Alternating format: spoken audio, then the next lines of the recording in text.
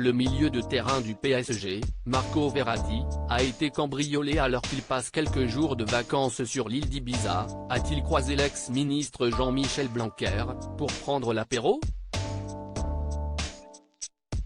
Il séjourne dans une maison appartenant à l'ancien attaquant brésilien Ronaldo et a été victime d'un cambriolage lundi 27 juin 2022, relate l'AFP. Les voleurs ont emporté une quantité importante de bijoux et d'argent, ont déclaré à la AFP des sources proches du dossier, sans donner plus de détails sur le vol. La police espagnole a ouvert dans la foulée une enquête sur cette affaire à la suite d'un dépôt de plainte lundi dans la matinée. Diario de Ibiza, un journal local, estime la valeur du cambriolage à 3 millions d'euros environ. Un sacré préjudice pour Marco Verratti, dont la fortune personnelle est toutefois estimée par le site spécialisé The Foot comme à 50 millions d'euros.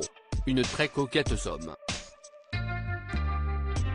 Heureusement, ni le joueur âgé de 29 ans ni les personnes l'accompagnant n'étaient pas dans la maison au moment du vol.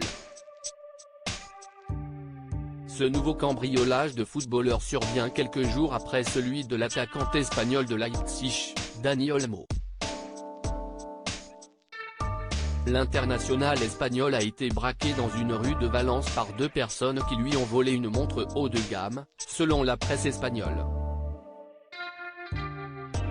Pas très rassurant pour les pros du ballon rond.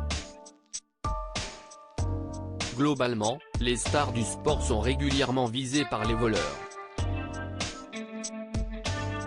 Surtout les joueurs de foot dont on sait qu'ils brassent des sommes importantes et ont tendance à dépenser beaucoup d'argent en bling-bling, facilitant la vie des malfrats qui repartent avec bijoux, malles de luxe, bibelots onéreux.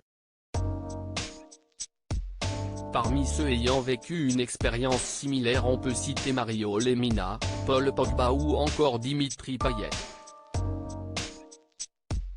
Nul doute que ces mésaventures diverses vont finir par convaincre les autres à augmenter leur sécurité pour ne pas subir le même sort.